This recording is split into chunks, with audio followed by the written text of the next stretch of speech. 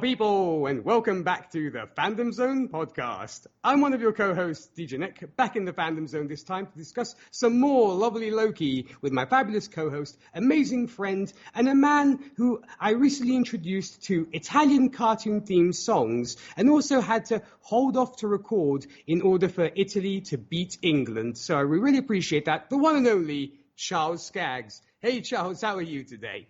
Italia! Yes, exactly. Yes, they won the cup.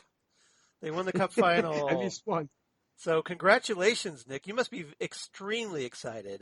I have to think your level is going to be extremely elevated during our discussion because of either that or you're going to crash from all the adrenaline over the past hour and a half or so. So yeah.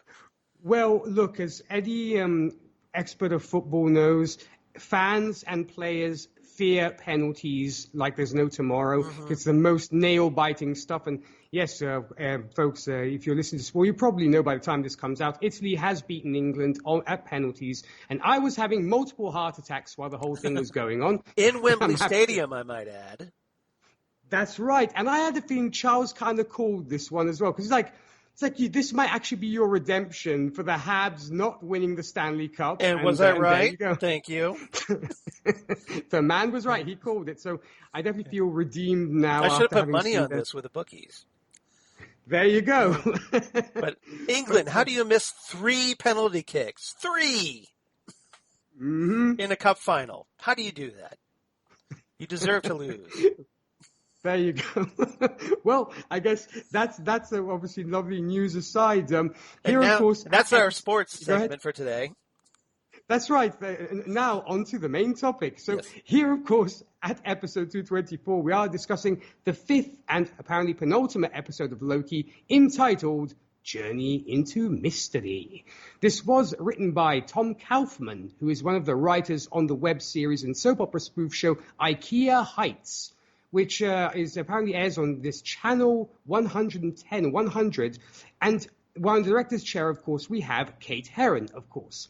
So, but this was quite an interesting episode, Charles. And before we break it down and get to our trivia and topics, What were your general thoughts on this journey into mystery? Well, first and foremost, I love the title, which for those who don't know, Journey into Mystery was actually the Marvel comic book series that Thor and Loki debuted in.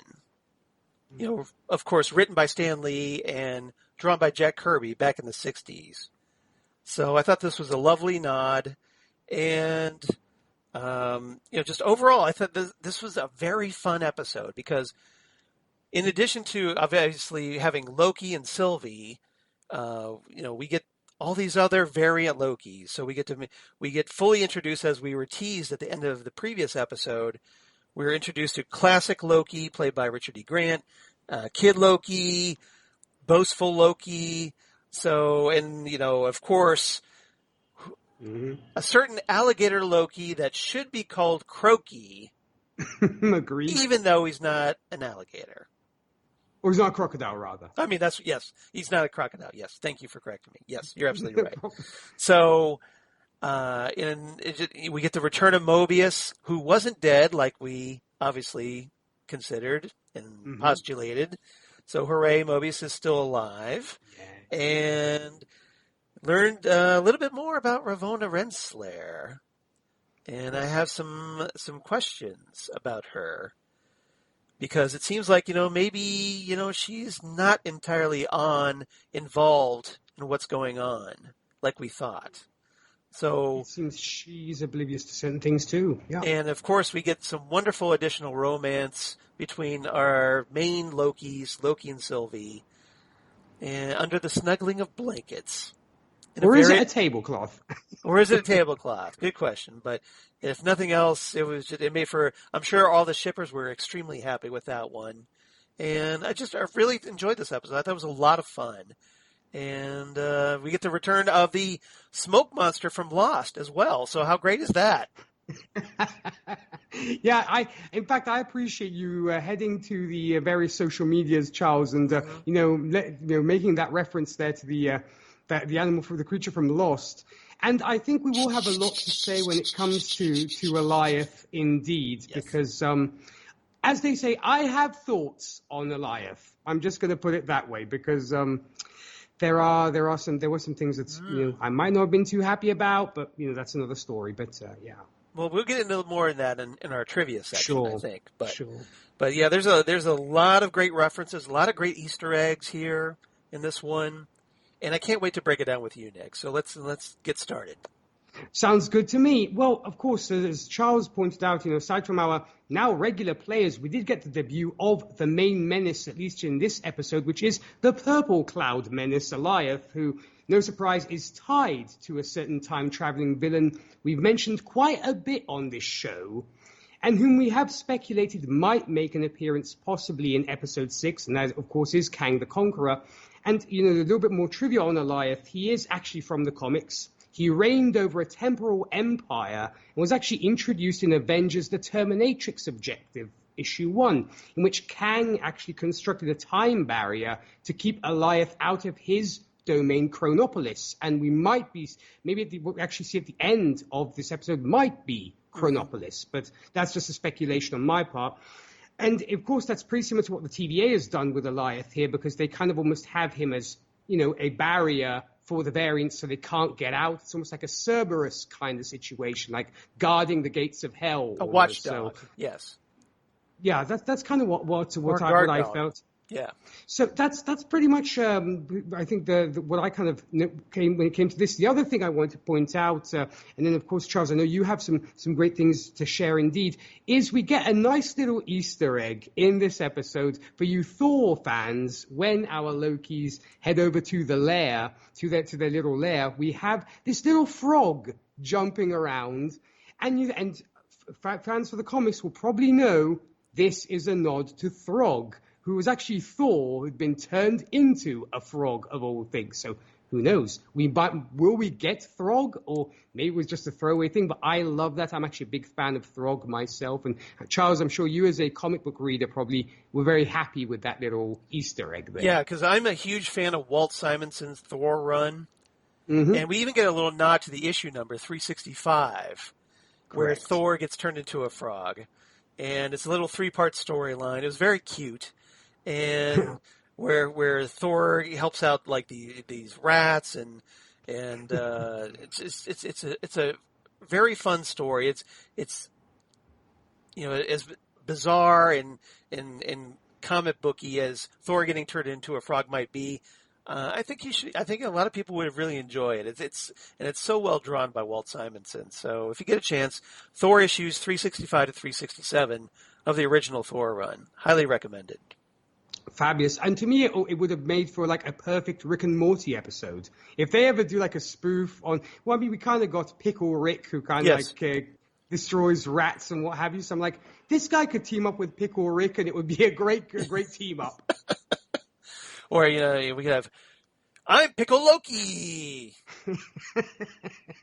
Yeah, and no surprise, folks, that's actually one of my favorite episodes from Rick and Morty. I'm just going to put that right now. I know a lot of folks love Pickle Rick, but I'm done with the Rick and Morty stuff and loving Rick and Morty because I'm just really adoring it right now. But I'm going to actually let you, Charles, share with the class some of the other trivia that I know you have some great knowledge and thoughts on and information. All right. So what I have, Classic Loki. This is Richard E. Grant's character.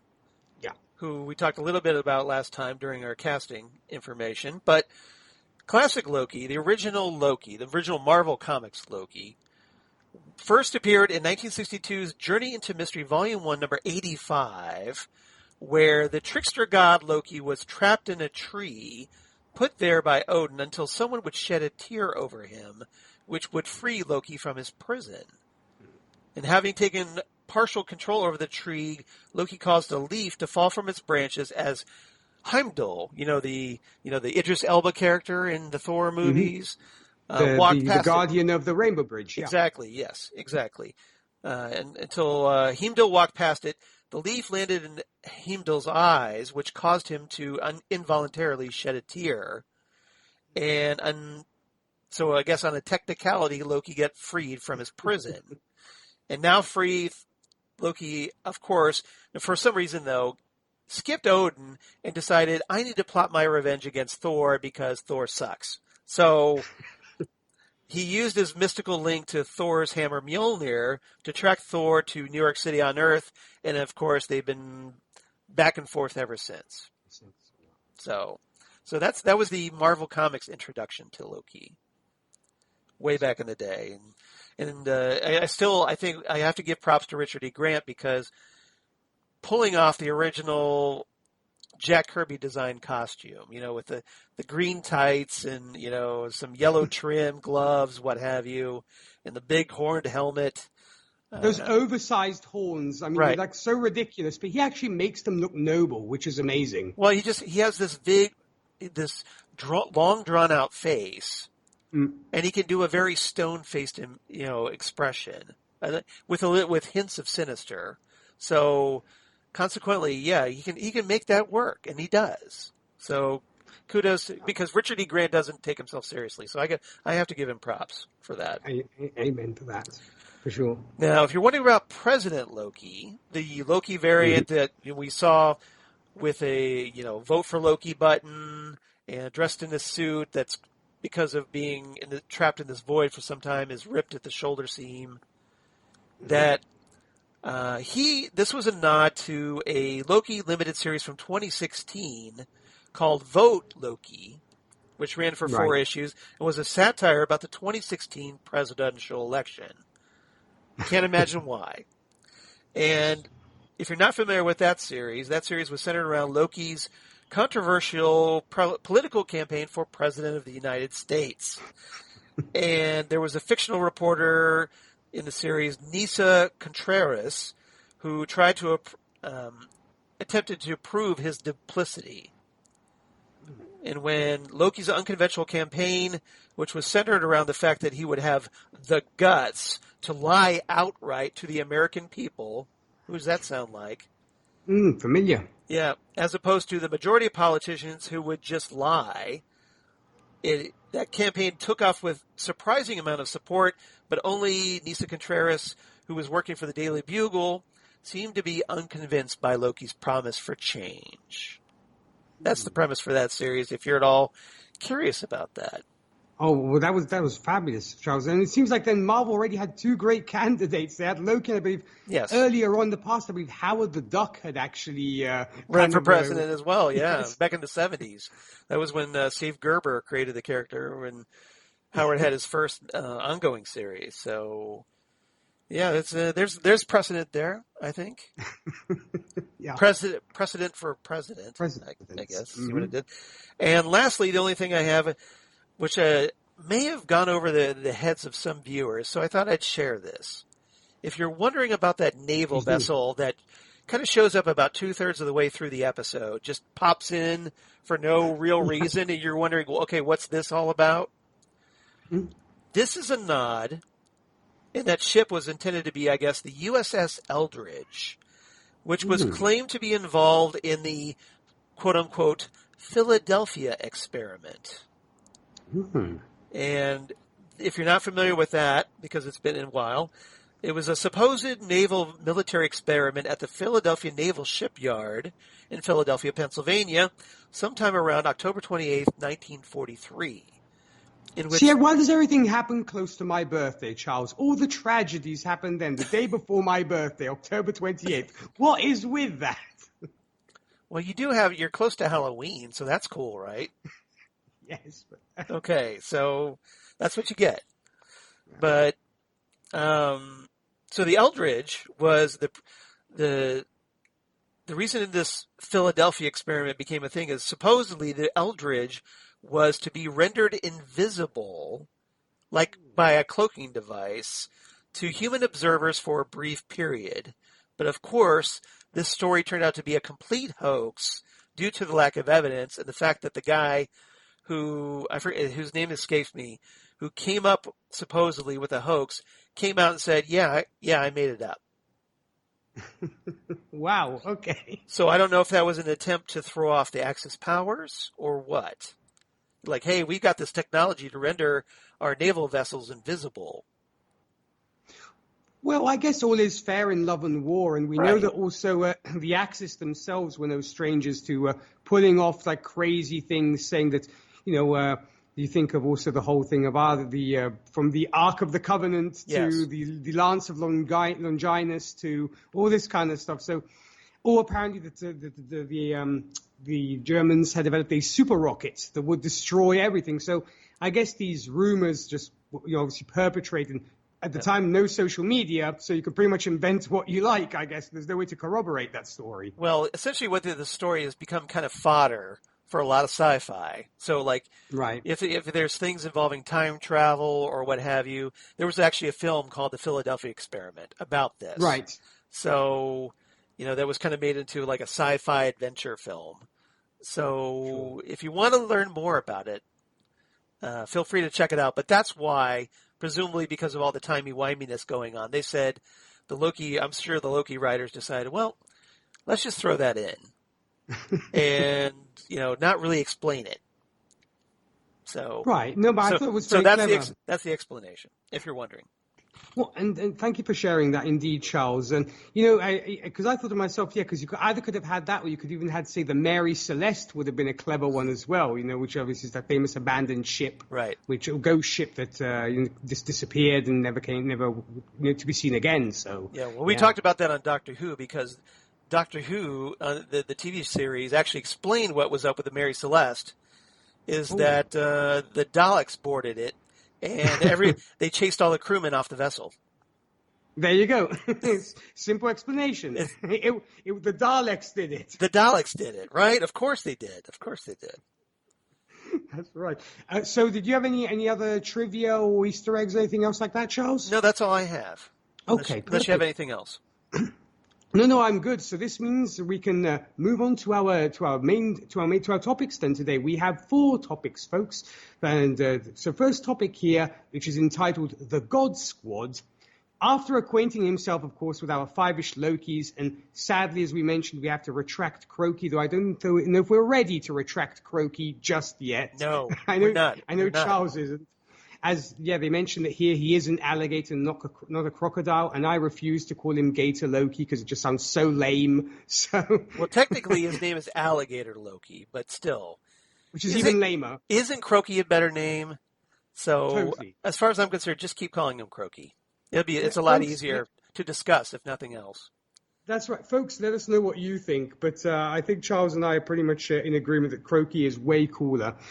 They even call him Alligator Loki on the upcoming Funko figure, which I was disappointed by. The figure looks cute, but it's Crokey, man. Hashtag Crokey. Forever, I should add.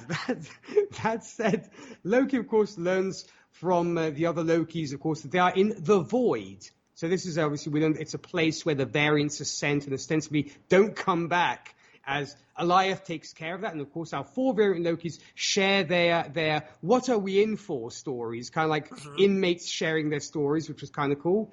The most astounding I actually found is Kid Loki, who apparently killed Thor in his timeline. So you have to watch out for this guy, because he apparently turns out to be the leader of the team. And so they travel to the Loki's subterranean lair to regroup. And of course, from there, they get to more talking and what have you. But before we go any further, Charles, now that we got to actually get to meet them a little bit, what did you make of our 5-ish Lokis, if you will? Well, I thought it was a very interesting assortment. And they different, some of them obviously played really well off of Tom Hiddleston, especially Kid Loki, Classic Loki, and to some extent Crokey. But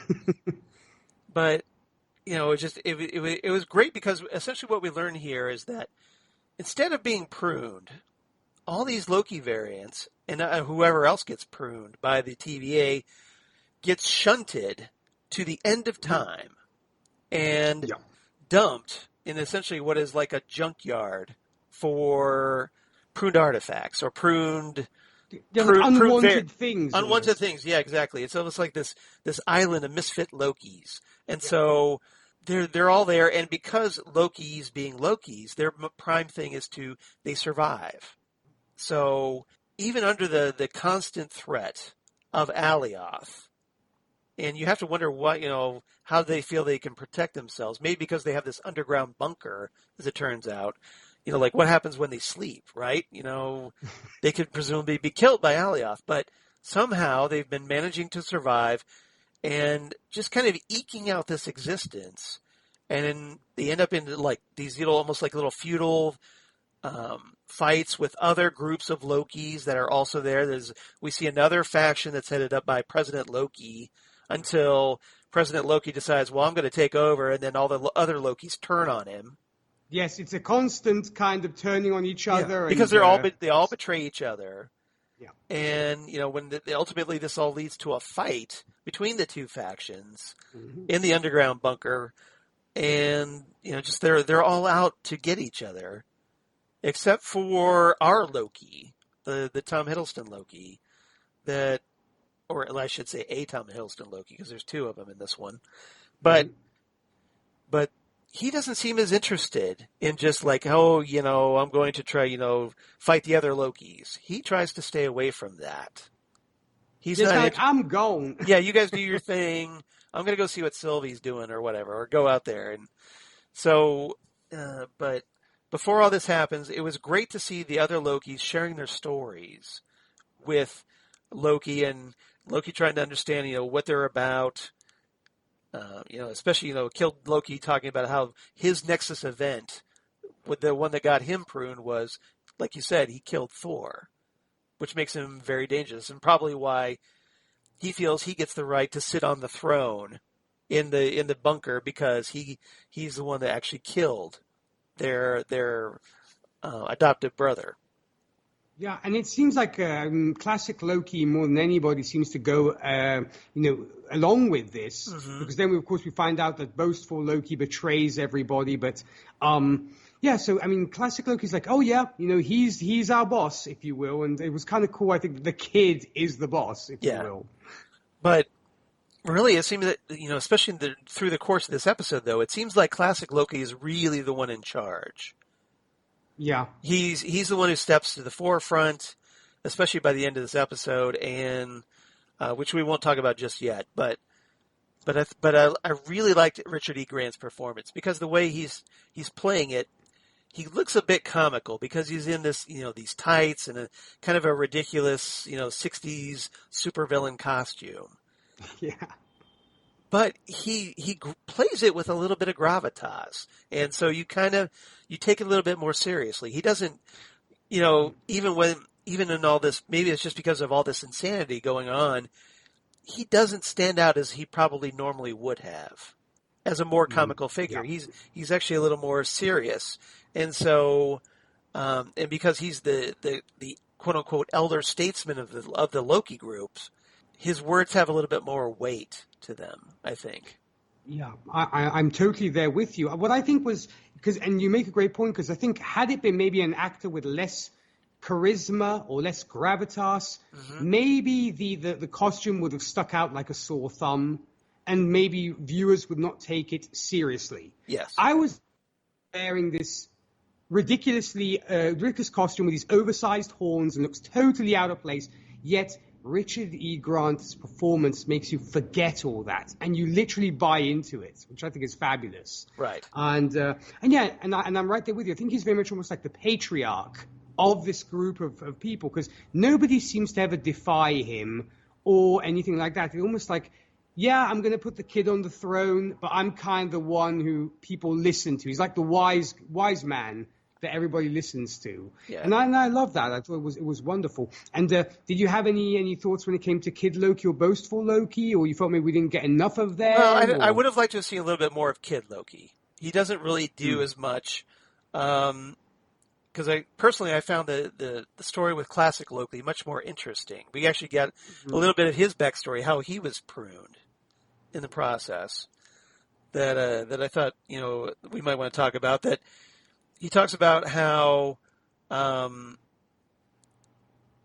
he was supposed to die at Thanos' hand, but apparently only what makes it different was that in the moment where he stabs Loki or tries to stab Thanos.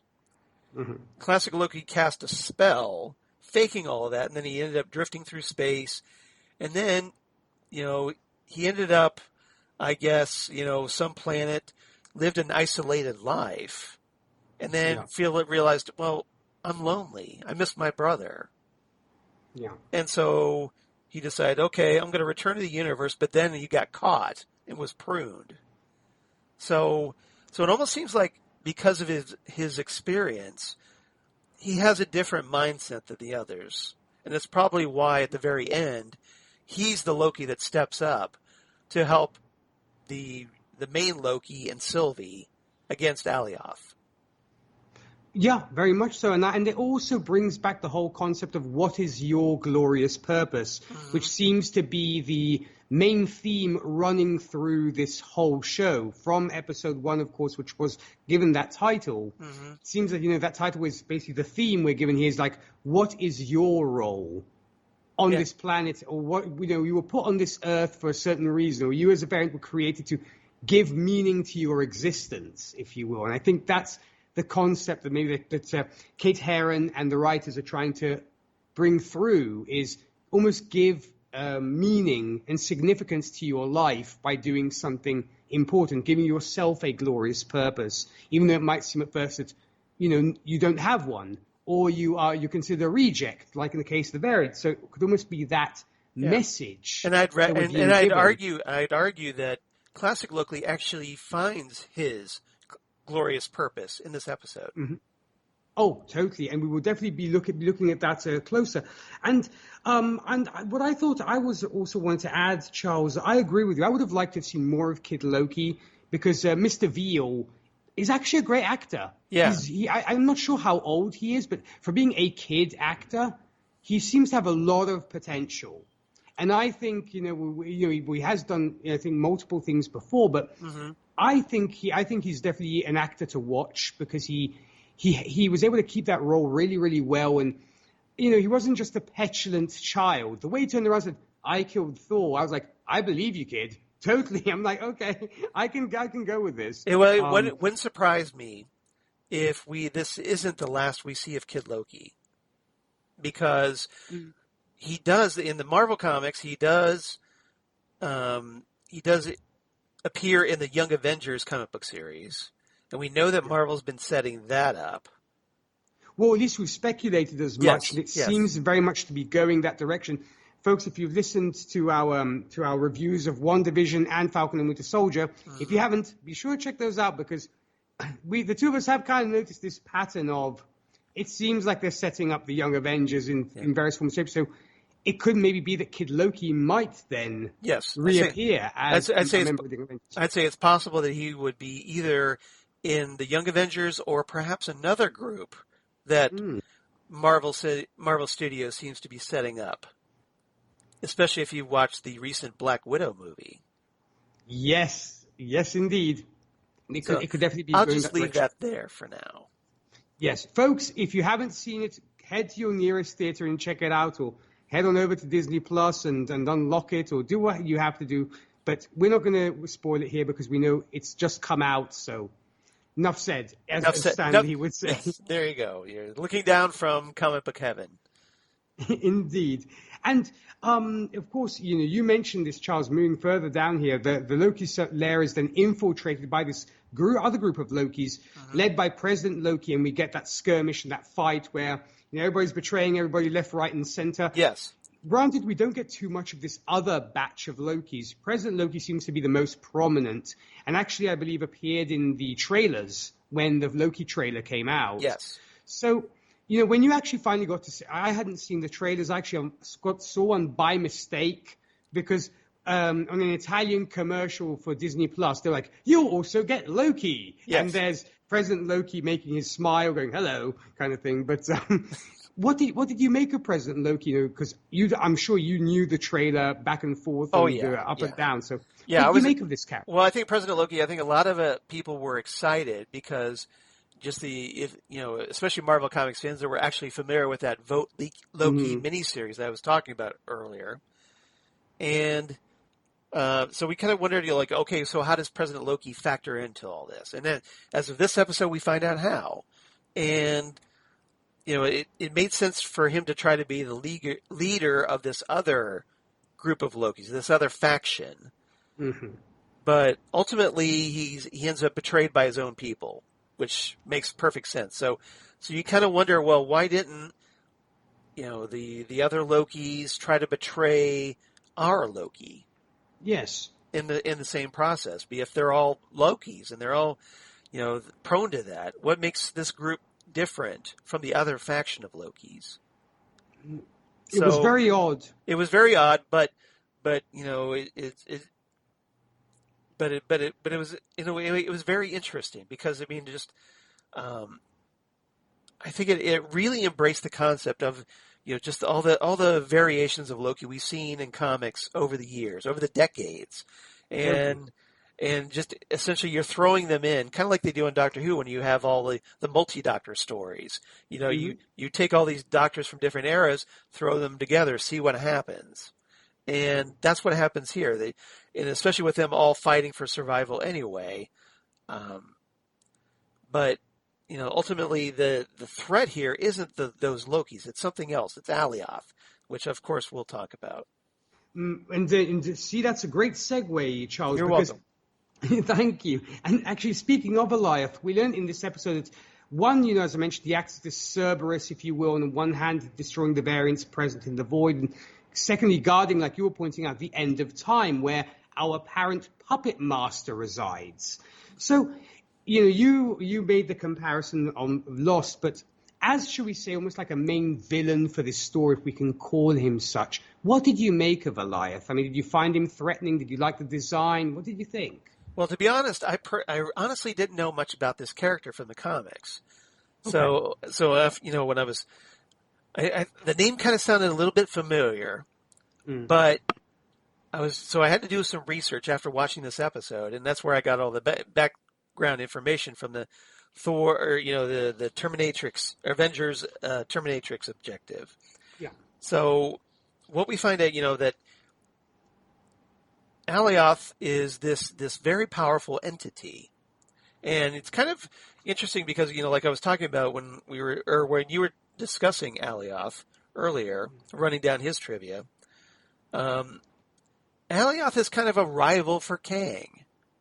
Mm-hmm. So here, Kang the Conqueror, who we haven't met yet officially, but his Kang's influence has been throughout this entire series with Ravonna, speculating, with the TVA, what's going on.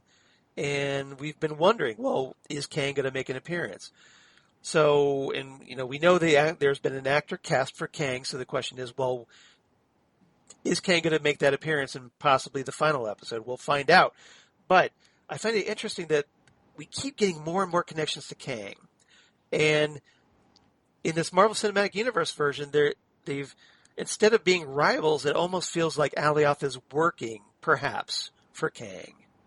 Mm-hmm. Yeah. And you mentioned that the city beyond Alioth, that Loki and Sylvie finally find a way to get past Alioth, and so it's almost like like in a video game, you reach that final level.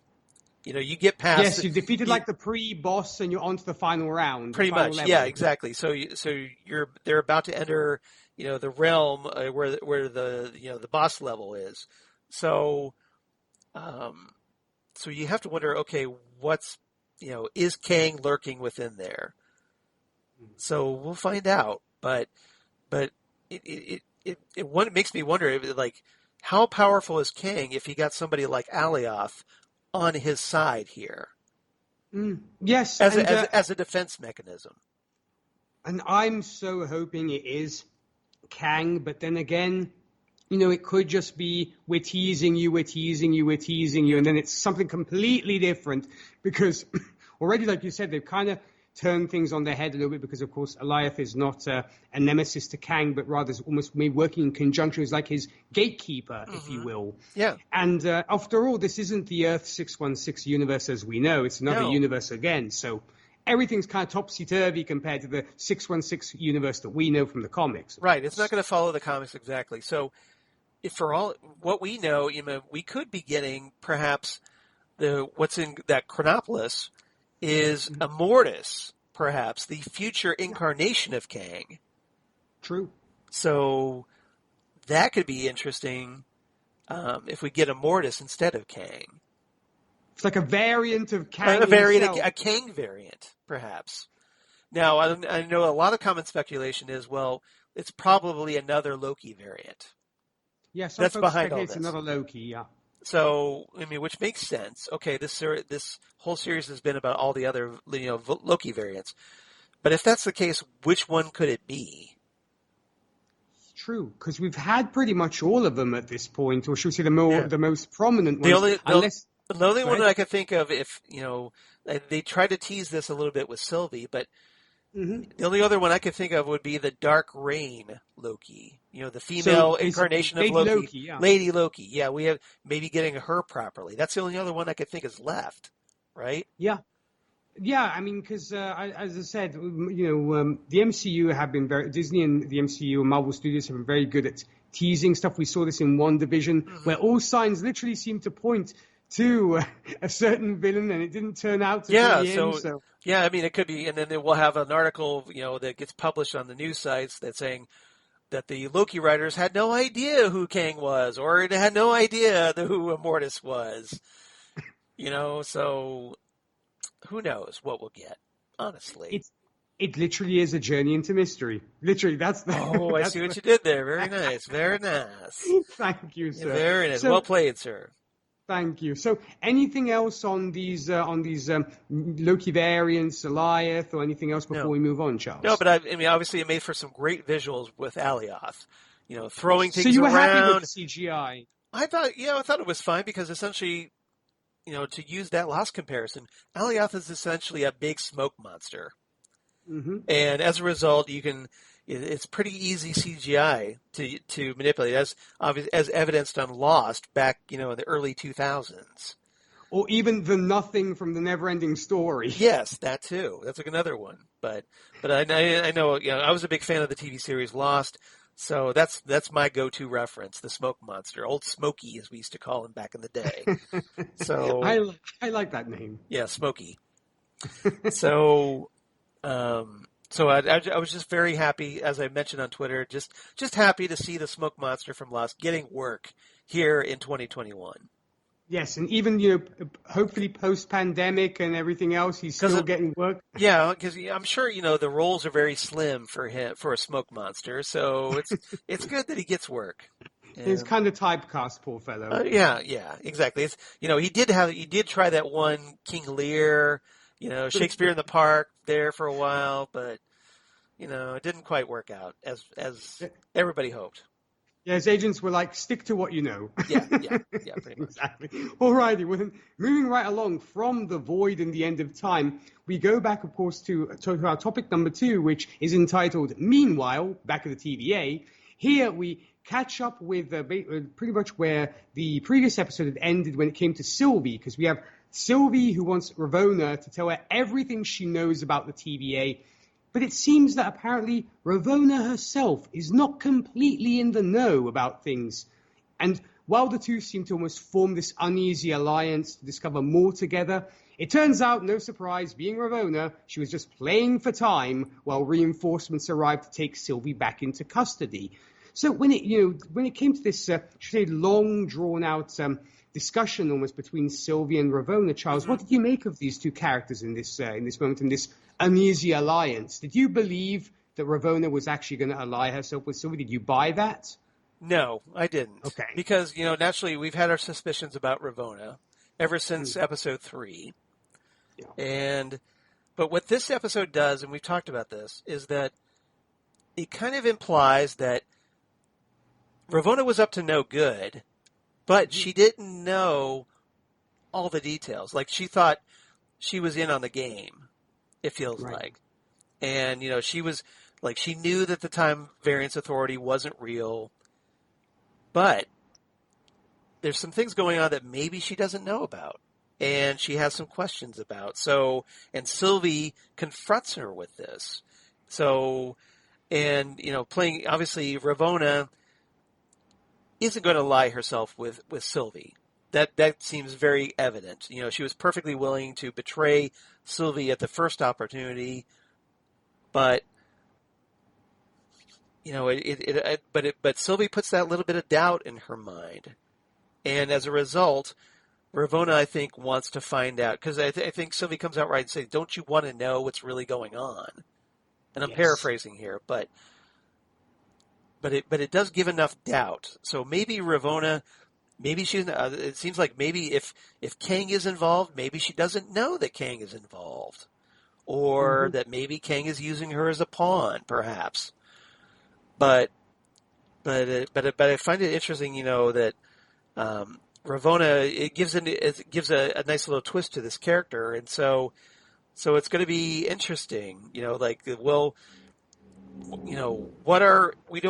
I guess we don't really know what Ravonna's own ambitions are here. What's her own agenda? And when we find out that, maybe she doesn't know everything, I guess we have to find out, what does that mean? True.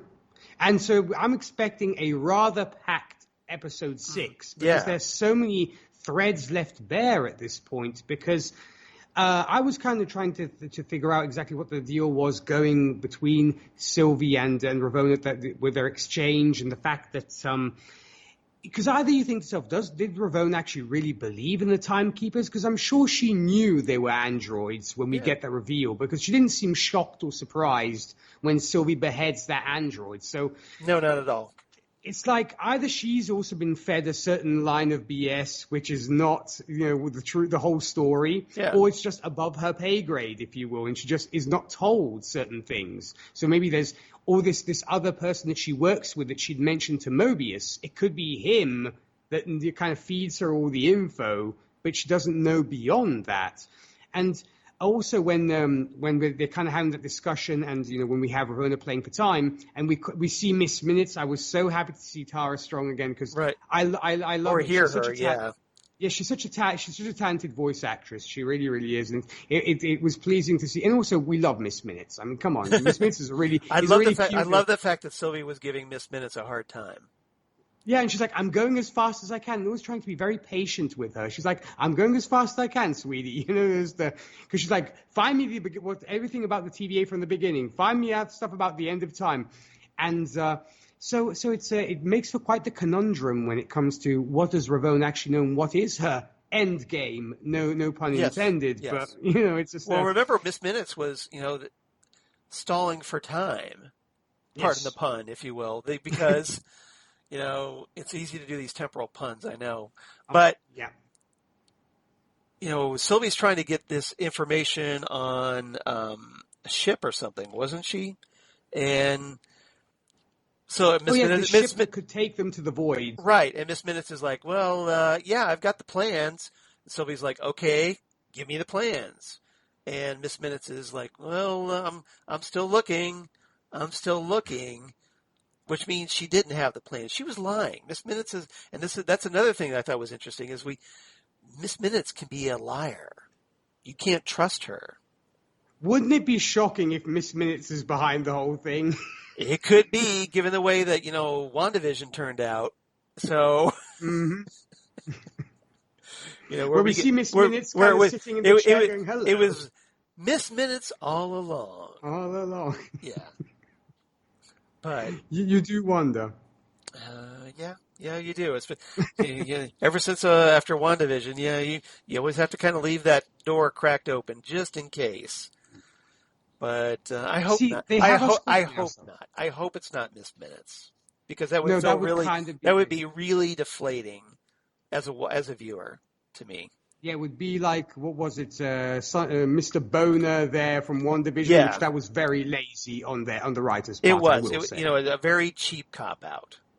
So, I don't want that. I don't want another cheap cop-out on these shows. No. Like, okay, we get it, you're saving the big stuff for the movies, we get it, but don't half-ass it, don't give us crap. Just, give us a villain of substance, okay? I don't care who it is. Just give me a don't just phone it in as a writer. Make us, should we say, want to spend our subscription for Disney Plus here. Come on, don't give us subpar shows, Now, one thing I think is interesting. I'm just saying. Yeah, one thing I think is interesting, though, this may not be the end, because there's been talk of Loki getting a season 2. Yeah, Kevin Feige has mentioned there might very well be a season 2, and I would definitely be more than down with that. Right, because, up till now, we feel that WandaVision, we learned, wasn't getting a season 2. That was officially announced. Falcon and the Winter Soldier probably won't get one. I'm guessing because Sam Wilson will get a Captain America movie, and that's where that story will continue. Fulfilled its purpose. Exactly. So Loki is a series, though, especially because of all the timey-wiminess and just the unpredictability of this entire series. You can keep this going.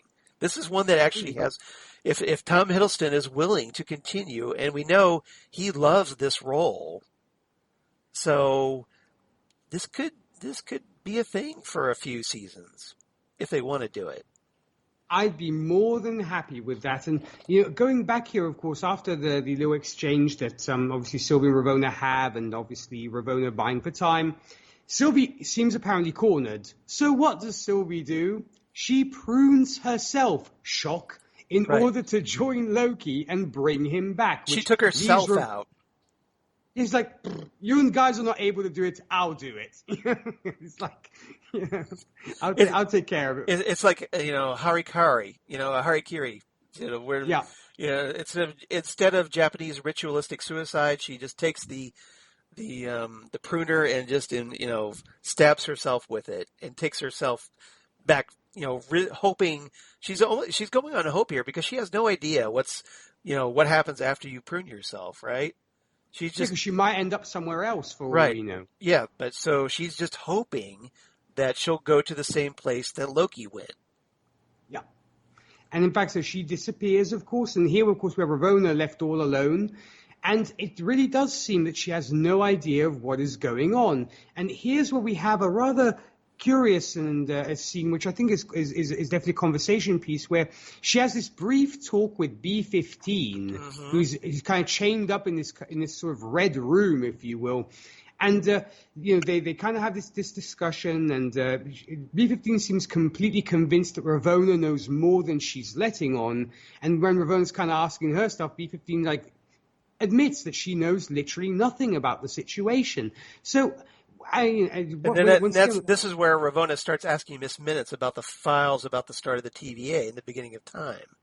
Mm-hmm. Yeah, that's what prompts her to dig deeper, literally. Right. And granted, Charles, here we had a very, very brief appearance from B-15, but what did you actually personally make of that kind of exchange between the two, and maybe what B-15 may or may not have let on or implied, if you will? Well, for a character that we started off the series being the stereotypical, guard for the TVA that has, animosity toward Loki, and it was there just solely to give him a hard time. They've really added depth to this character. Once it was revealed, she comes to the realization that she was actually a variant that was, repurposed for the TVA. And so now it's become very tragic because now she's held in captivity by the TVA, the organization that she was formerly so loyal to. Correct. Has now betrayed her and is treating her like a prisoner. And so you feel for her. I think I do. I feel for her now because, we find after finding out that, she was just a victim of the TVA and is now being held captive by them. I'm hoping somehow she'll get sprung from that prison in the next episode. I hope so too, and I have a feeling, seeing also the talent of the actress herself. Wunmi Misako, yeah. I think they'll probably give Wunmi something to do because she's really doing great, and I'm so happy that all the we mentioned this before. A lot of the Lovecraft Country alumni are getting work, and rightfully so. Well, I think Marvel was like, well, hey, if Lovecraft Country doesn't want to do another season, we'll take them, and. So they picked up the guy that, for the casting of Kang, and they also picked up Wunmi Misako. So, Lovecraft Country and HBO's losses are Disney's gain, I guess, here. And if there is a season 2 of Loki, I would not be surprised if Wunmi Misako returns for that, now that Lovecraft Country isn't getting that second season. For sure. And I mean, I'm super happy that they did pick up Jonathan Majors as Kang. Thank you. I was blanking on his name. Thank you. Yeah, because Jonathan Majors is another great actor, and I'm so looking forward to seeing what he will bring to the character of Kang indeed. And this exchange I thought was just great on behalf of both the actresses, and I'm really hoping that B-15 will just break out of her chains or somehow, or heck, maybe Ravonna herself will free her because I need your help. And something, because that could happen. I think that's it's a possibility. It's like the enemy of my enemy is my friend, almost. Yeah. Well, remember, Hunter B-15 sprung Sylvie, and it's like, hey, look, I need you to tell me more about these memories that I have flashes of, and give me more information about what's really going on. So maybe the same thing will kind of happen with Ravonna, where she'll go to Hunter B-15 and go, look, what you said, it made me think, and I could use your help here to finding out what's really going on. So the question is, will Hunter B-15 help her?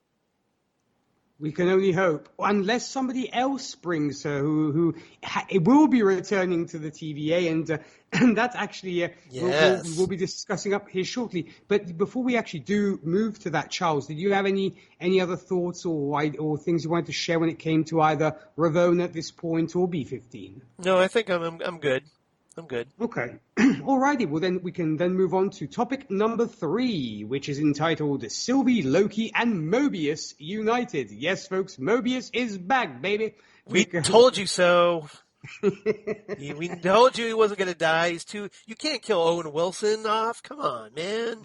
That's right. You can't get rid of Owen Wilson that easy. And no. We would have been really sad. I love that push broom mustache, really. If I could carry a mustache like Owen Wilson, I'd be a very happy man. Yeah. Granted, yes. I mean, that's why I kind of have a full beard, folks, because I could not do that. But Owen Wilson does it in style, loved it. But that aside, of course, we go back to the Void. Sylvie has made it to the Void and meets up with Mobius as he pulls up in a pizza van.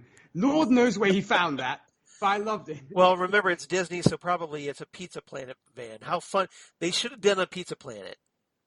I'm going to give you an applause for that, Charles. Thank you. That's such a missed opportunity. Toy Story, man. Pizza Planet. How hard is that? Seriously. That's right. I mean, you own both properties, okay? You could do that. Yeah, I mean, you've referenced Star Wars. You've referenced Aliens. You created Toy Story, literally, with Pixar. So it's like... The Easter egg is right there, man. I'm just telling you. That was an empty net goal, which they did not score. It was literally. This is what happens when you don't have me on your writing staff, guys. I'm sorry. That's right. So, of course, the two meet up and they join Loki and other Loki variants as Sylvie proposes her plan to enchant Alioth with her powers and thus access the end of time and finally have a showdown with the one pulling the strings on this show. So... you and I have really been enjoying Owen Wilson as Mobius, Charles, and seeing him, make an appearance yet again and teaming up actually literally with Sylvie for the first time and then during the rest of the gang. What did you make of, I think maybe especially the dynamic between Mobius and Sylvie? Yeah, that was one of the very interesting things about this episode was that dynamic because we'd seen Mobius with Loki. Okay, we know how that's going to play out. But the question now here is, well, what's going to be the same and what's going to be different with Sylvie? And as a result, it was fascinating to watch because, for one thing, I think it probably gives Mobius a better understanding of Loki, hearing things through Sylvie's filter. True. Because it's almost it's the same thing, but also approaches it from a different perspective. And, they're talking about that Mobius's theory about their Nexus event on Lamentus, being when they caught feelings for each other was rubbish. So they're kind of in denial over that, I think, a little bit. Yeah. But, or they're like almost these teenagers who don't know what to do, if you will. It's kind of like they kind of, and we'll talk more about, of course, the little relationship between Loki and Sylvie for sure. But I love that, but I'm going to hold my thoughts on that till we get to it. But yeah, go ahead, Charles. But my point is, that but Mobius, he feels this tension. He's all in on this tension. So, Yes. so consequently, when he's there with Loki, or excuse me, with Sylvie, I think he wants to get her side of the story. And just for his own pure personal satisfaction, to satisfy his own curiosity about this, because I think he is, and it's one of the things that Mobius makes, a gesture toward Loki in this episode. Their friendship is restored. Yeah. Now, granted, when Mobius is talking with Sylvie, they kind of have to paper over the fact a little bit that, well, hey, Mobius was trying to hunt her and trying to, kill her, and he was with the TVA, and, the TVA destroyed her life effectively. And we still don't know for what reason. We don't. Here it is, episode 6. We still don't know that real reason. So don't forget that. That's a very important question you brought up. Yes, that it's still out there, still lingering. So there had to be kind of a smoothing over, but I think, because Mobius, being open and said, I had no idea that we were the bad guys. And trying to be very straightforward with her is like, look, I was a bad guy. I didn't know I was actually the bad guy. And so Sylvie, to her credit, doesn't immediately try to kill him as a result. You would think that, hey, you were part of the organization that screwed up my life. But I think she realized, well, Mobius could be a potential ally to get out of here, and maybe Loki said some things about him that maybe she felt Loki wouldn't want her to kill Mobius. Yes. No, very much so. So out of respect for Loki, perhaps, that she doesn't kill him. I think so too, and maybe because, I think she still needs some information, so she's not prepared to kill him just yet, because she's still obviously hungry for information. She has another guy from the TVA right there, and, obviously he's not going to make any moves on her, so she's like, okay, let's see if I can maybe get something out of him. He might know something that may have escaped Ravona's periphery, if you will. Yes. But yeah, I love the dynamic between the two in the pizza van of all vehicles.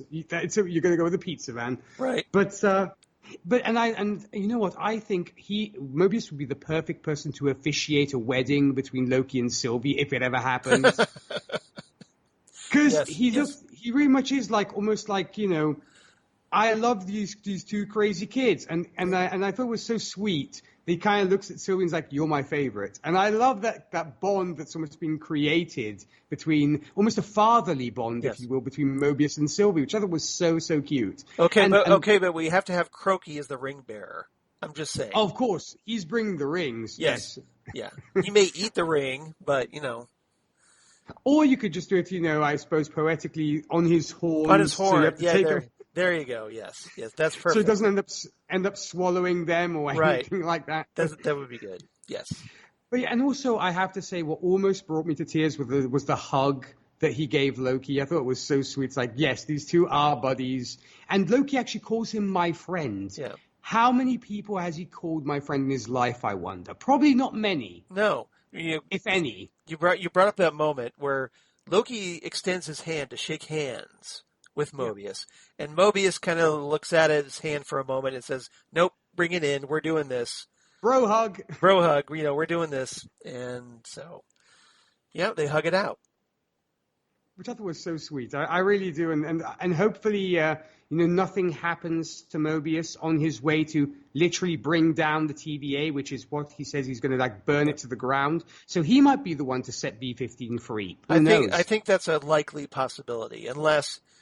it all depends if Ravonna uses her first. Right. But I don't know. I don't think she, I think it's more likely, I think, that Mobius will free Hunter B-15.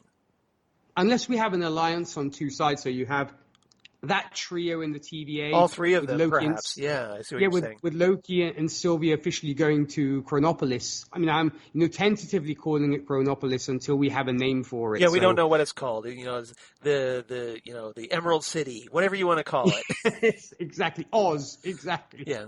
Although you notice it kind of looks a little bit like Asgard. It does. It's almost so like maybe that's intentional, because if it is another Loki variant, maybe. it's his version of Asgard. It could very well be. So anything else on Mobius, the Sylvie relationship, and no, our group banding together? Sylvie and Mobius, I just thought was just a very fun pairing, especially at this point. Yeah. And I think what was nice was almost Loki, once again, the whole fatherly thing. Loki almost pointing out to Mobius, like, see, this is why I love this woman. It's almost like, Dad, this is why I'm crazy for this girl that you think is nuts or is off her rocker. This is why I love her, almost. So here's the two of us playing like father to both of them, which I thought was very cute. That's why I want a Loki-Sylvie wedding with Mobius dressed like as a reverend or something, or in TVA formal garb or something. Well, you're just a romantic at heart, Nick. I know, I'm Italian. What are you going to do? Exactly. You're all about the amore. Yes. Exactly. It's all about amore for me. Alrighty, well then I guess moving to our fourth and final topic number 4, glorious purpose, where Loki and Sylvie have a nice romantic moment under this blanket, or is it a tablecloth? I'm still thinking it might be. I think blanket. Let's go blanket. I'm going to give Loki credit. Hopefully he's using a blanket. So they have this little sort of romantic moment, and then ostensibly decide to head off to face Alioth themselves, while the rest of the God Squad decides to stay in the void. After all, it is their home.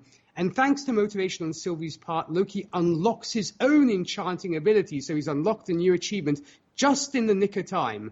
So this is obviously a furthering of the relationship between Loki and Sylvie, Charles. From, shall we say, the blanket scene to Sylvie literally, giving Loki positive feedback and allowing him to unlock these new powers. Right. What did you think of that? And I mean, what are your thoughts maybe on these two going forwards? Do you think we'll see more of them? And we'll see. We'll see what happens in episode 6, whether they both survive. But obviously the scene with the blankets was very sweet. Loki gets cold, and so he conjures it for himself first, and then he kind of looks over. Because he's a wimp.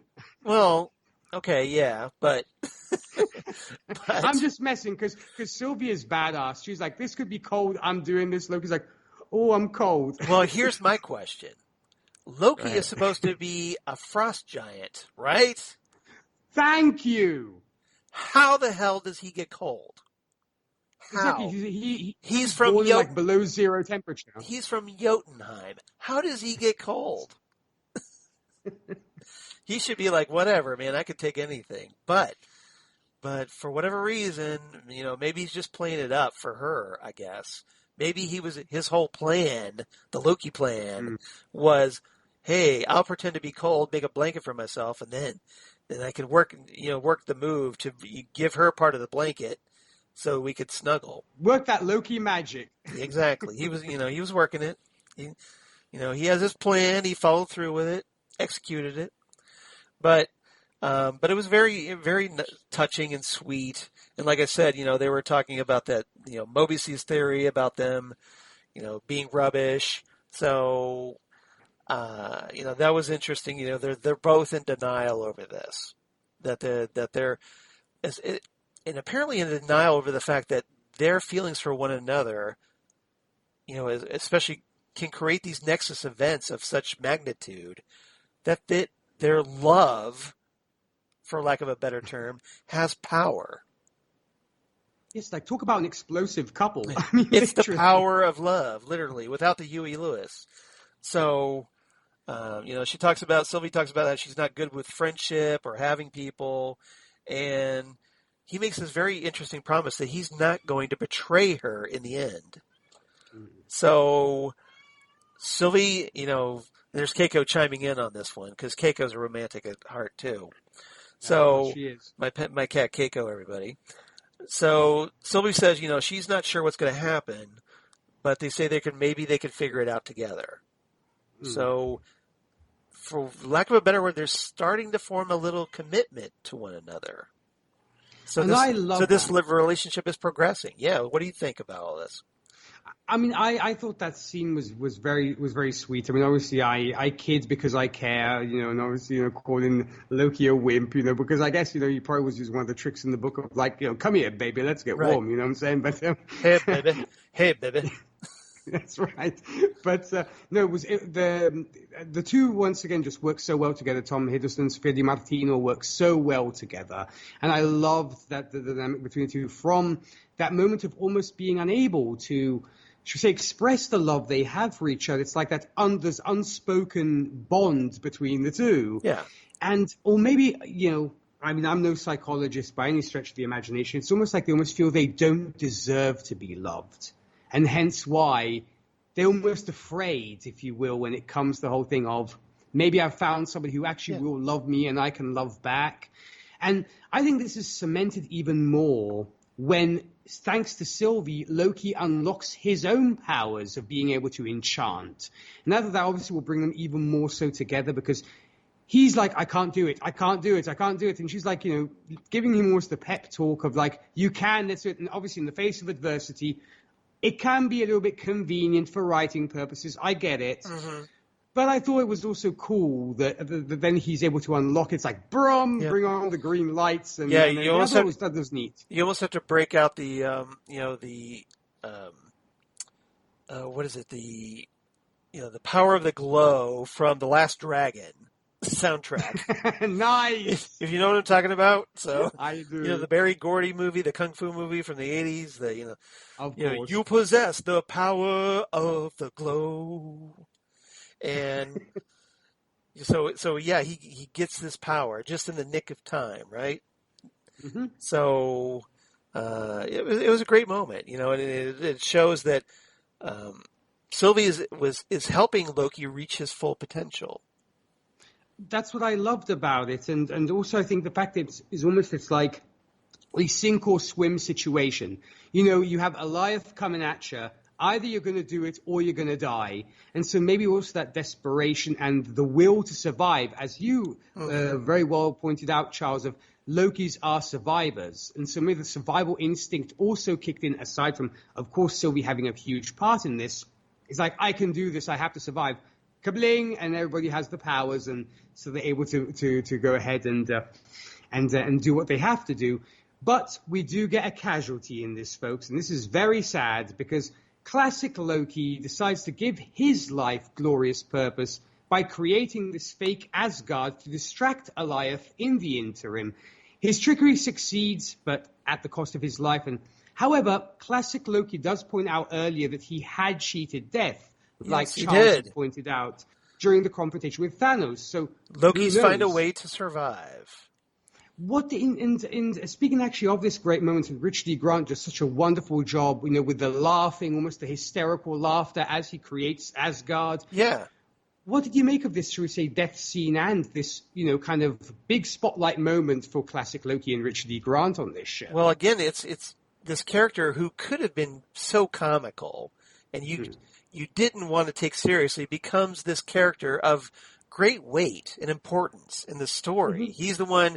He's the Loki that makes the big sacrifice. Here we have the elder statesman, if you will, of the Lokis, taking himself off the board, or does he?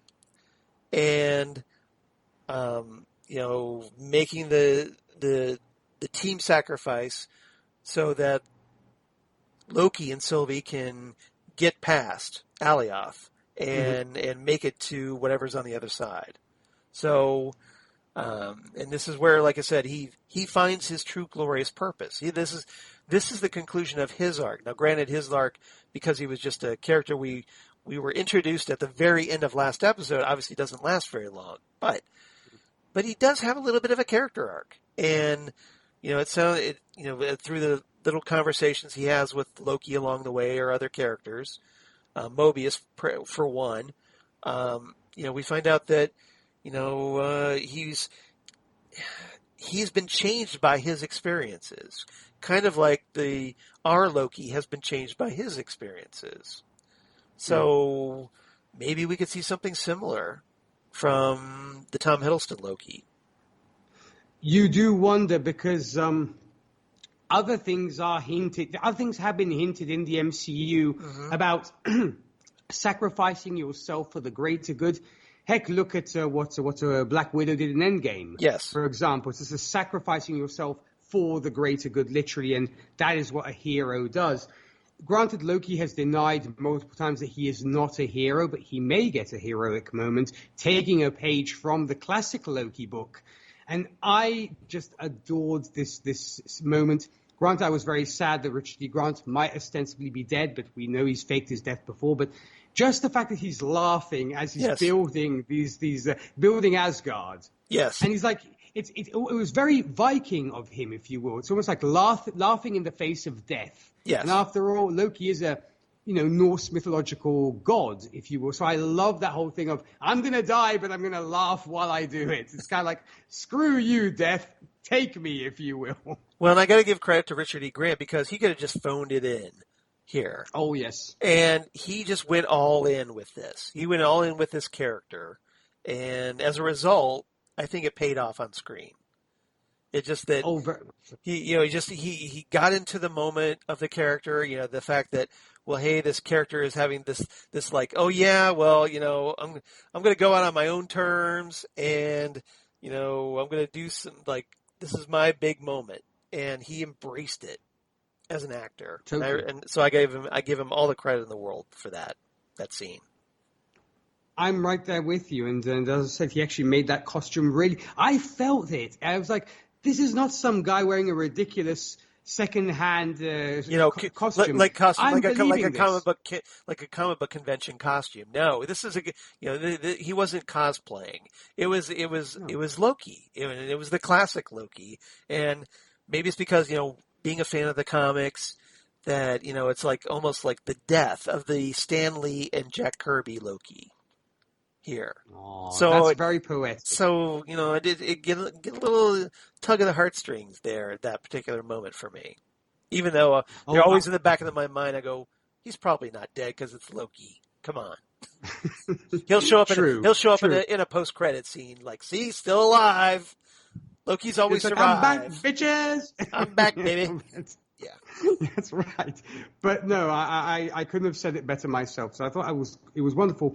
You do wonder at this point what will become of Kid Loki, because he decides to kind of stay where he is and kind of doesn't really do much. No. So they probably do have something in the wings for Kid Loki, or he might join the fray right at the end. It's like, I'm here, kind of thing. Even though he give Loki his dagger? I believe he did. He did. Yeah, that was an interesting. We didn't talk about that, but you're right. Yes, he did give Loki his dagger. So I'm sure that dagger is going to come into play at a very key moment in episode 6. We'll find out how, but obviously that was done for a reason. I'm sure that was a very Chekhov's gun like moment. Like you don't introduce something like that unless you're going to use it. Amen. Very much so. Yeah, that's like storytelling 101 when it comes to TV or movies for sure. Right. So of course, once Alioth is enchanted, the smoke then clears to show us this bizarre, like you were mentioning, Charles, castle or manor. It's almost like in this middle of this swirling cosmic background, if you want. Yeah. Thank you for the sound effects there. You're I welcome. love that. As the magical curtain it dissolves. And now here we get, I guess, to speculate, because like we were pointing out, with all the Kang the Conqueror connections to Alioth, we wonder whether is this Chronopolis, and also Alioth clearly couldn't get inside. And in the comics, Chronopolis lies on the outskirts of Limbo and does contain these time points under Kang's control. So I guess there are many questions here. Is this Chronopolis? Will we see Jonathan Majors next week? Literally only time will tell. So, were you happy with the ending of this episode, Charles? And, what are your thoughts kind of going forward as to what we might see in episode 6? Well, I know it's a big stuff, but it is good. I think it's going to be big. And, this episode is the penultimate episode of at least a first season, if nothing else. So it made sense to kind of end it here. It's very, I don't, for some listeners, this is so old, but there was this TV series called The Prisoner. Mm-hmm. And there was an episode, before the final episode which was called Fallout. And in the penultimate episode before that, they end it with the protagonist, number 6, being presented with okay, you've kind of reached that final level, and now you just have to wait to see, everything will be revealed in the final episode next time. So it did kind of that kind of the denouement a little bit, and Right. that like, okay, like we've set this table, and now here we are. We're going to set it up for the big finale. So now you have to come back to find out what's on the other side. What's really going on as we peel back the curtain. You were supposed to pay no attention to behind the curtain. Well, now we're pulling the curtain back, and now you have to pay attention, right? So you have to come back next week, and that served its purpose perfectly here. Yeah, it's a great setup, I think, to the season finale, literally, and yeah, I mean, we did talk about this earlier, that it seems like all signs point to Kang, but like has happened before, it probably won't be Kang, and it'll probably be somebody completely different, or it might be Immortus, like you were surmising earlier. I'm hoping we do get Jonathan Majors. I really, really do, because it would be so cool to actually get him before Quantum Mania, where he's supposed to appear. Yes, right. The third Ant-Man and the Wasp movie. But heck, you have Wunmi Masaku. Why not reunite her with Jonathan Majors? That would be really cool. That would be cool. There is a trap, because, we kind of fell into this a little bit with WandaVision, where you expect one thing, and you get your hopes up, but that's all part of the fan experience, right? You speculate, and you throw out these insane theories that probably the TV show is never going to live up to. So, I mean, it would be nice if for once the Marvel Cinematic Universe show would live up to that potential, and like, hey, that big moment that you were hoping for, here it is. So we'll see what happens. We could be setting ourselves up for disappointment once again. It could just turn out to be another Loki variant. But if it does turn out to be Lady Loki, that could be interesting, especially what that could mean for the Marvel Cinematic Universe movies, or perhaps a season 2 of Loki if we get that as well. Because you'd also theorized that this might be the passing of the torch as it had been in Falcon and Winter Soldier, where maybe Loki makes the ultimate sacrifice by destroying this enemy, which we might get to, might not be Kang, or might be, like a pre-Kang, if you will, and Sylvie picks up the mantle of the new Loki, if you will, in the MCU at large. Right. So it could be a great setup to have, Sophia Di Martino debut in the MCU movies. And I would be very sad if it was Tom Hiddleston's swan song, but that might be the case. Yeah. If I'm going to make a prediction, I think I'm going to call my shot and say what they're going to find probably isn't going to be Kang, but it's going to be a tease for Kang. Kind of like the little teasers we had for Thanos throughout the MCU films. Yeah, because remember you were introduced to the Thanos' helper guy first. Of course. I forget the character's name, but it was the one that Thanos ended up killing in his, when we fully got Josh Brolin as Thanos, he kills his little underling. Right, yes. The name escapes me at the moment, but yes, I get but you know what I'm talking about. So maybe this could be something that probably would lead to Kang, and it kind of set up Kang's first appearance in Quantum Mania, the third Ant-Man and the Wasp movie. Yeah, it could almost be like a general, if you will, or somebody before, or a lieutenant or whatever before we get. Yeah. That's why I kind of thought it could be Immortus, because Immortus would be a way to kind of introduce Kang without introducing the Jonathan Myers Kang. Right. So, because say, hey, I'm a future incarnation of Kang, and you're like, I'm Immortus, and oh, by the way, like once upon a time I used to be known as Kang. Ooh, drama, and then, we wait for Ant-Man and the Wasp 3. So. Or as you said, it could be something completely different, but we maybe get a post-credit scene letting us know, or maybe you might get Jonathan Majors in a post-credit scene, kind of like, I guess I'll have to do it myself. Right, kind of like the way Thanos did it with the Infinity Gauntlet and everything else. Could be all sorts of stuff, but I'm definitely very excited for episode 6 for sure. I just remember we were also hoping for Benedict Cumberbatch to appear in a post-credit scene in WandaVision. We never got it. So true. I know it's you want to get your hopes up, but then you keep getting them stomped on by Marvel. You'd think we'd learn by this point, Charles. It's Lucy pulling away the football here.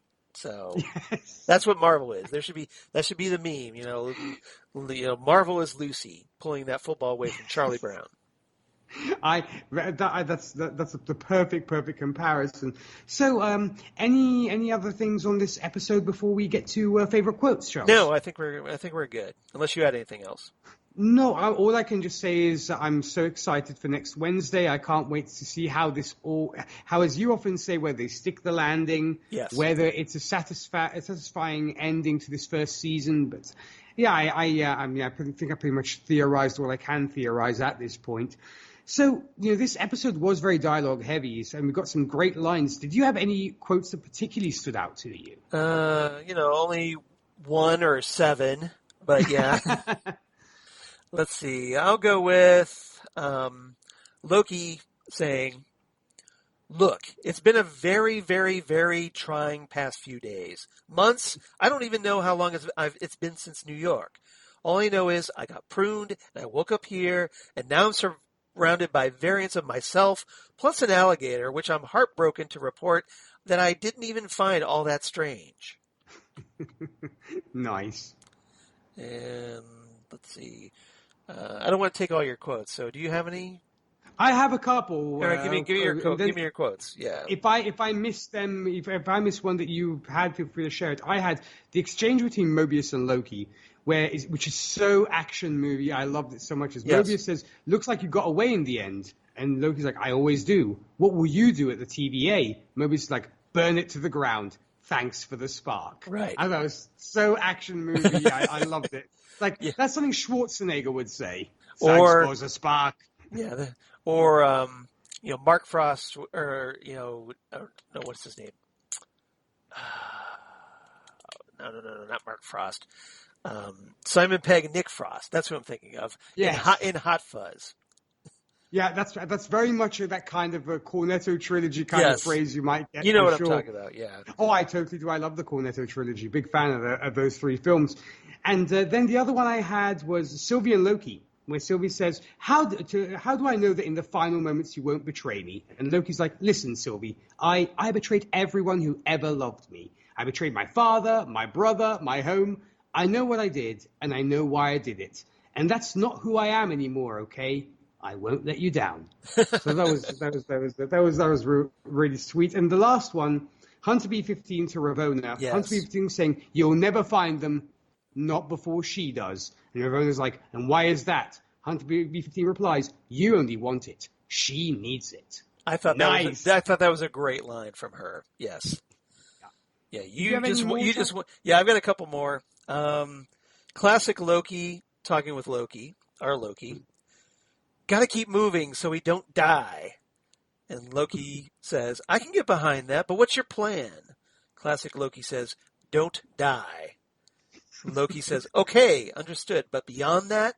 Classic Loki again, "Don't die." Loki replies, "Don't die isn't a plan. It's a general demand of living." That's a great line, right? That could have been on Doctor Who, definitely. Yes.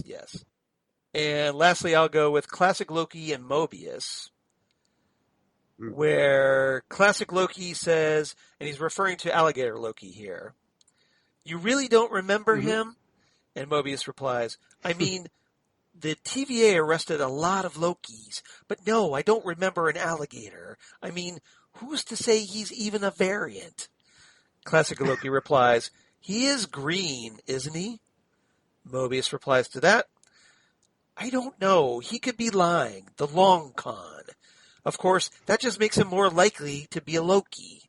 It's always the game within the game with you guys, which I respect." Very nice. Very nice. Thank you. Did you have any more quotes, No, Charles? that's it. So what's your rating? Ooh, well, I'm going to actually give this 9 out of 10 purple fog monsters. Ooh, okay. All right. Well, we are in sync, sir. I give this one also a 9 out of 10 alligator Lokis in a swimming pool. Wasn't that cool? Right. Just this little inflatable swimming pool with alligator Loki just hanging out, enjoying himself with the other Lokis. And I love the fact that I believe Classic Loki is the only one who can actually understand him. Seems that way. I don't know. It's kind of like Groot. It's kind of like Groot and Rocket is like right. Rocket is the only one who understands Groot, at least, apart from Thor, who speaks Groot. But there you go. Yeah, exactly. So I don't know. It just kind of seemed that way. Although you would think Kid Loki would understand Gator Loki as well, but yeah. And I still hate that name. I still hate that name too. I'm gonna, Croaky. It's Croaky, man. I'm sorry. Croaky is a better name. It certainly is. So I will die on that hill. Croaky is a better name. I'm right there with you. And I believe we didn't have any Fandom Zone news. You didn't have anything, right, Charles? No, I didn't. I think it was another quiet week. I don't know if it's just because with San Diego Comic-Con coming up, or DC I know has their own fandom event later in the summer. Mm-hmm. Perhaps they're waiting to announce some things there. We'll see. But for right now, it's pretty quiet. So hopefully next week we'll have some better news. Well, we'll definitely probably have some breakout news, I think, once Comic-Con has been and gone indeed. We did have some Fandom Zone fan mail, though, from the, once again, ever-dedicated woman that is Holly Mack. Yay! So, Holly, you are wonderful as always, and she writes to us, "Hey, Nick and Charles." Hey, Holly. Hey, Holly. Another great episode that makes you want more when the end credits roll. Yes, so much. We didn't get a post-credit scene. I'm kind of disappointed. Yes, this is true. You would have thought we would have gotten something, but nope. And Holly continues saying, "I loved all the Lokis and their tales of their greatest victories. I agree with Loki that dealing with that many incarnations of himself would be a nightmare." And then some. Mm-hmm. And the Eliath was quite the monster. I can't wait to see how things shake out with next week being the last episode. Is it Wednesday yet? Holly from Wisconsin. Holly, what can we say? Thank you so much, as always, for writing in. And I'm sure that Charles will agree with me. We're so happy that, just keep writing in. You're enjoying this show as much as we are. Yeah, we need to get Holly some T-shirts that say, "Is it Wednesday yet?" Because I think that's her catchphrase now. Yes, I think we should get maybe... You own that phrase, Holly. We should maybe do something like, I don't know, with like green text or something for Loki or something fun. Maybe. Yeah, or the Loki font, where that's all the different fonts. Yes, from the title, from the opening credits, that kind of thing. That'd be pretty neat. I think Holly has earned her T-shirt indeed. Yeah. And of course, if you want to be like Holly and share your thoughts about Loki with us, please do so by shooting us an email at fandomzonecast@gmail.com. That's fandomzonecast@gmail.com. Feel free to follow us on social media, where you can find us at Facebook and Twitter. We certainly appreciate all follows and support. And Charles, when it comes to you, when you're not here discussing Alligator Loki or Croaky or anything regarding Loki... Yes. Exactly. In the Fandom Zone, where can our fine listeners find you and everything else you get up to on the interwebs? Well, I get up to a lot of shenanigans on the interwebs, obviously. But if you want to get a hold of me, and I hope you do, because I'd love to talk to you, drop me a line at Charles Skaggs on Twitter, or at Charles Skaggs on Instagram, or Facebook, of course, Charles Skaggs in Harriet, Ohio, and my blog of all kinds of geeky things. Damn good coffee. And hot. Damn good coffee and hot, where I talk about all the stuff we talk about here on the Phantom Zone. So comic book news, comic book TV news about the podcast for the Southgate Media Group, including, Next Stop Everywhere, the Doctor Who podcast that I do with assorted special guest companions like our own DJ Nick. And this past week, John Takis joined me to discuss Return of the Cybermen, a Big Finish audio adventure that came out this year. That was actually the original draft of the Tom Baker episode, Revenge of the Cybermen from back in Tom Baker's era in the 70s. And it also features Sadie Miller as her mother's role, Sarah Jane Smith. So nice. That was a lot of fun. John and I had a great time talking that one. I hope everybody checks that out. And then coming up in a couple of weeks, Dave Proctor, who occasionally writes in here on the Phantom Zone podcast, and I are going to be discussing The Hand of Fear, which was the final regular story featuring Elizabeth Sladen as Sarah Jane Smith. She, of course, comes back later for the Five Doctors and in the modern era, but originally, she was traveling with the Doctor regularly during Tom Baker's era, and this is her final story from that. So that'll be a lot of fun. I hope everybody, please tune in and check us out. And then Ghost with the Twin Peaks podcast, where Zan and I are going to be celebrating our 100th episode. And we decided to make it a little more special. So we invited DJ Nick to join us for this.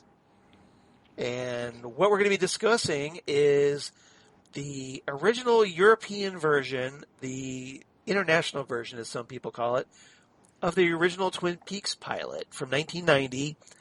It was used for home video because, back then you had things like Blockbuster video stores here in the U.S. And remember those kids? Yeah, one of them appeared in the Captain Marvel movie, if you're not familiar with them. But, they marketed these, VHS tapes around to these Blockbuster stores. And they gave it an alternate ending. So, like, if you didn't watch the series, you could just kind of treat it like its own movie and have a conclusion. So that's the version we're going to be watching. And I think it's going to be a lot of fun. We're actually going to do a commentary for that, I believe. And this will be Ghostwood, Zan and I's first international commentary. So I think that is going to be a lot of fun because Nick has talked about, and correct me if I'm wrong, Nick, that you really enjoy listening to us, especially when you're shopping. And yes. And so now you kind of get to go on the show now and talk about why you like Ghostwood so much. Well, yes, I have, folks. But Charles, you will promise me that you will remove the armed men outside my house. Once I've kind of endorsed Ghostwood, right? Those folks will be gone, right? We will see. It all depends on how we got to get through the episode first. Let's just put it that way. It depends how I behave myself on this episode. Exactly. Yes. Now, but joking aside, I'm a definitely big fan. So excited about this, and just really looking forward to this, to doing this. This is actually going to be my first commentary, folks. So I want to also send a big thank you to both Charles and Zan for letting me get my feet wet when it comes to commentary, because this is going to be a first for me, and I've never done it, so it's going to be exciting. I think so. And you're going to have a lot of fun with it. Zan and I do, obviously. Sure. And I think something else of note is that it's going to be the first discussion that we've had just between you, Zan, and me. That's right. Yes, very much so. Because usually there's somebody else thrown into the mix, either on my podcast or your podcasts when we've done those. So this will be just the three of us this time. It'll be fun. Yeah, I think it's going to be a lot of fun. So I hope everybody tunes in for the 100th episode of Ghostwood. It's going to be a good time. Good times. And then lastly, but certainly not leastly, Drunk Cinema, which I am trying to find time to finish editing because Zan and I discussed this past weekend, we discussed Pee-wee's Big Adventure, the 1985 movie that put Tim Burton on the map and also kind of put Danny Elfman on the map as their first pairing together cinematically. Of course, they went on to other things like the first two Batman movies starring Michael Keaton and, Edward Scissorhands, Beetlejuice, all kinds of things. So, it was a pretty notable movie and, a very fun movie. And Zan and I had a lot of fun with it. Zan had a lot of fun with Margarita Mix. So, the tail end of that discussion, that last third of our discussion, got very, very interesting, to say the least. So you're going to want to listen to that episode all the way through, kids. Yes, you will. And you'll probably re-listen to it just because you want to understand it a little better. And maybe, trying to, you'll do the fan theories about it, perhaps. So you'll break out the murder board and start connecting dots and everything. So I hope everybody tunes in. And then coming up, in memory of the late Richard Donner, who passed this past week, yes. For our next one, we're going to be discussing Superman, the movie, the 1978 version of Superman. And we'll probably do the original theatrical version because it's the shortest, for one. But this is a movie. The passing of Richard Donner greatly affected me because, and Zan kind of backs me up on this, because Superman 1978 is both of our all-time favorite comic book movies. So after all this time, all these different comic book movies we've gotten over the years, that's still my favorite. That's still Zan's favorite.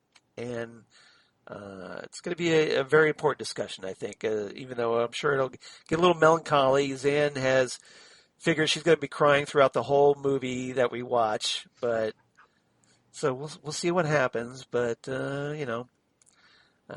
just remember that, statistically speaking, flying is still the safest way to travel. Very well played, Charles. Very well played. And how about you, Nick? Where can they find you? When it comes to me, folks, if country music is your speed, I do host a Whiskey and Cigarettes show. We play all sorts of country music under the sun. For more information about that, you can visit our website, whiskeyandcigarettesshow.com. Podcast-wise, speaking of superhero movies, and Charles was actually on our very first episode of this podcast, Happiness in Darkness, where we discussed, of course, the Richard Donner Superman film. So it was a great honor, and I was so happy to be able to kick my podcast off with Charles as my first guest co-host. I had a lot of fun with that, Nick, by the way. Oh, it was a joy. It's actually one of my favorite episodes to this day, Charles, for sure. And yeah, folks, there we discuss all superhero movies under the sun. And Charles may actually be joining us on our next episode. I may? I thought I was. Well, yes. What is this may?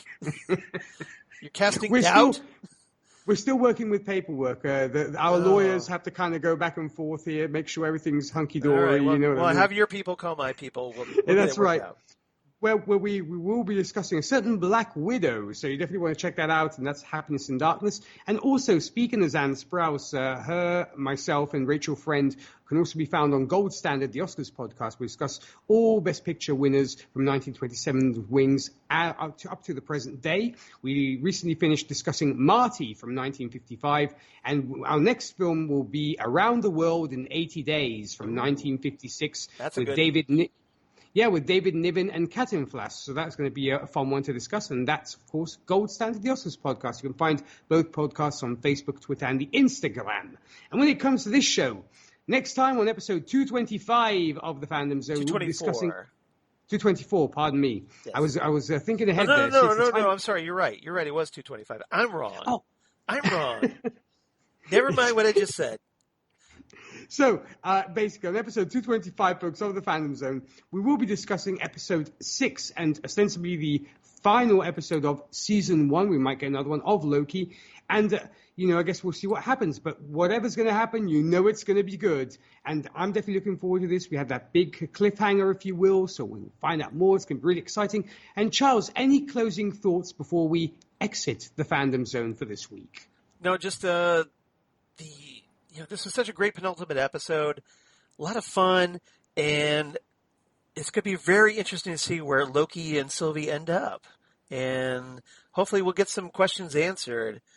But part of me hopes that we don't, so that if we do get a season 2, we can have, lingering plot threads and stuff to talk about, until we get that season 2. So I kind of don't want the ride to end because I'm enjoying it so much. How about you? That certainly makes two of us. I'm really looking forward to this and see where we do end up. And I'm kind of with you, hoping we do get some dangling threads so we do get a second season. And, of course, folks, we'll also be mentioning what will be coming up on the Fandom Zone. So be sure to stay tuned to check that out when of course, the next episode comes up. That said, we will see you next time with episode 6 of Loki. Until then, thank you for listening and keep watching the skies. Ciao, everybody. Italia!